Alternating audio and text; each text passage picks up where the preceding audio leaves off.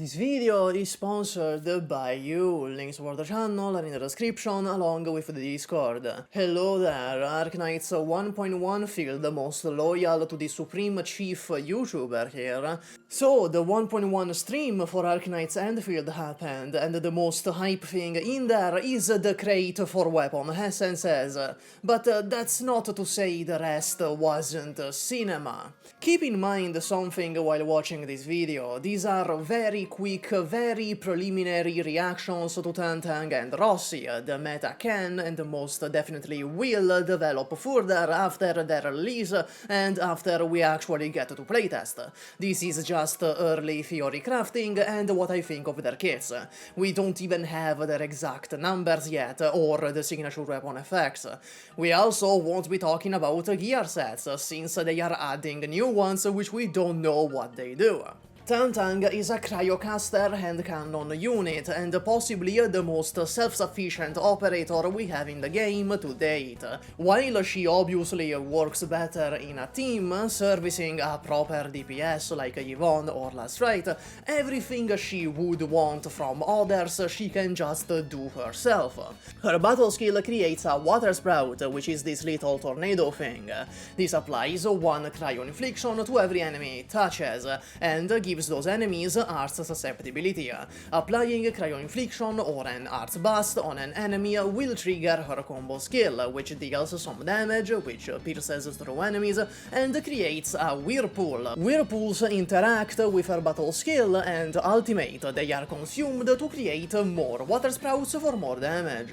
Her ultimate performs Diobrando's iconic The Ward on every enemy around her. You can end this effect early by performing a dive attack, which, with her talent too, will have her create a water sprout and consume any present whirlpool to make more. Now that we know what her kit does, let's talk teams. Her obvious role is to be a sub-DPS and cryo applier, with a dash of crowd control through the whirlpool slow and ultimate time stop, which especially helps Yvonne, since one of her biggest issues is the fact enemies can just come over and interrupt her ultimate.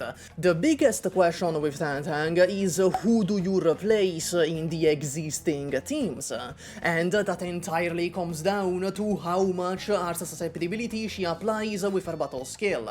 Let's take the optimized cryo support team of DPS, Shaihi, Perlica and Ardelia. If Tangtang's debuff is not all that much and her damage is just above average, I would struggle to justify replacing the support. Ultimately, Tangtang's Viability will come down to how much her debuff is and how much damage she deals, and if that damage is worth swapping out a dedicated support unit.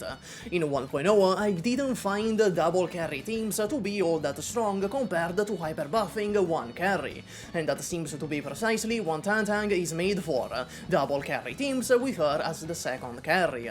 Given in 1.0 we didn't have any double carry dedicated unit like Tangtang either, so I really don't know how this is gonna shape up. For Rite, it's kind of the same discussion. Rite doesn't need a cryo applier, she is her own applier, so it again comes down to the arts susceptibility, and her weapon effects too, since her signature and the battle pass replacement could have some support effect. The present hand cannons aren't all that great for Tangtang, a lot of them want arts reactions, which she doesn't apply.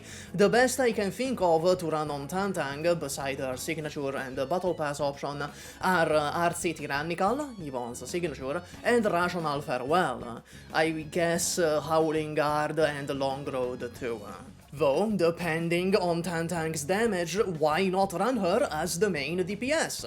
It could be possible you could run her with the usual cryo support trio and be fine that way. Moving on to Rossi, she's a physical guard sword unit. She's unique in the way she wants both vulnerable stacks and arts inflictions, and just like Tangtang, she seems to be made for double carry teams, with her as the second carry. Rossi's battle skill dashes to an enemy, deals damage, and applies lift/vulnerable. If the target is already vulnerable, she then deals follow-up damage and applies Razor Claw Mark on the target, which is basically just physical DOT damage. This can also trigger her talent to heal and deal more damage.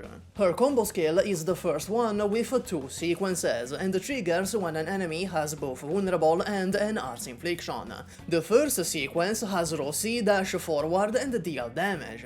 The second sequence consumes all arts inflictions on the target to deal more damage and applies lift/vulnerable.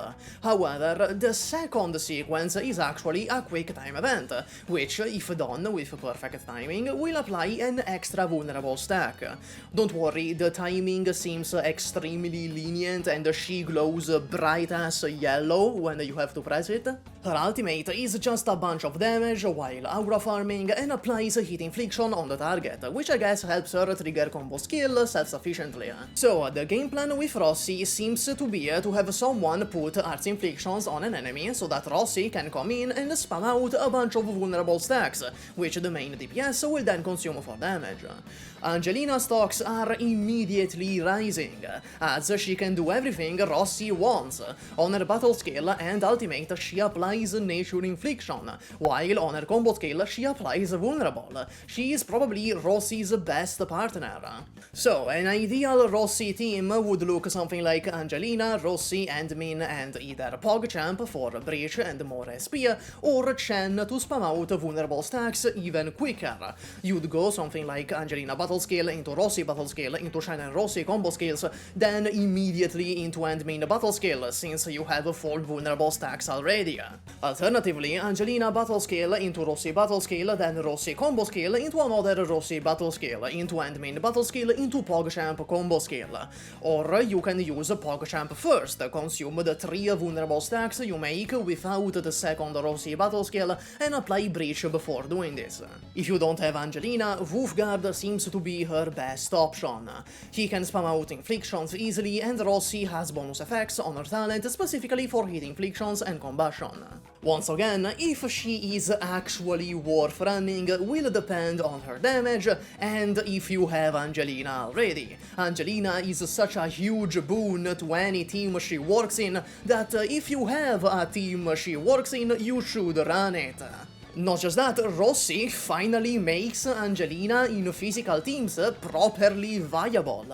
I have a physical Angelina build in the description, by the way. Overall, at least to me, right now, Rossi seems the more high-value unit.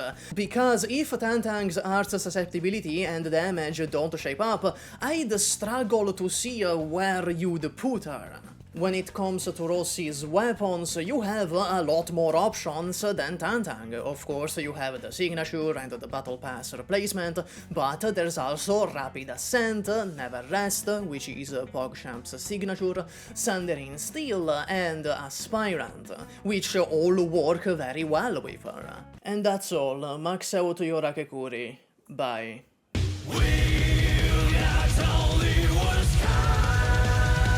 Hi, welcome to the outro. I noticed the last video that the outros are getting way too long, so I'll just get to it. Thank you to the members in particular. Lizard King, Ascendant Azen, Nemotic, Kami I Love Wishadel, Yominest Passmort, Zoramar's Link, The Long Chef, Gigentuna, Vinkoching, Ilio, Living Shad, Crayonbox, Eframn, The Lord of All Magic, URL Killer, Divius, Kino, Bomb Ninja, Apollo T, QX102, Mr. Laird, Neymar Raptor, 1KN, Never Far Off, Zephyrinix, Nupo, Boru Barf, Kevin McGuire, I Antonio 3, Sebby Stum, Sun Kenshi, Chromalachan, 5QTZK, Genius Gay Shipper, Selfer 7, Maxo Sescamon, Hiren, Narmendra, Francine Peppers, Yvonne, King of Harems, and that guy with 2 names. That's all. Goodbye.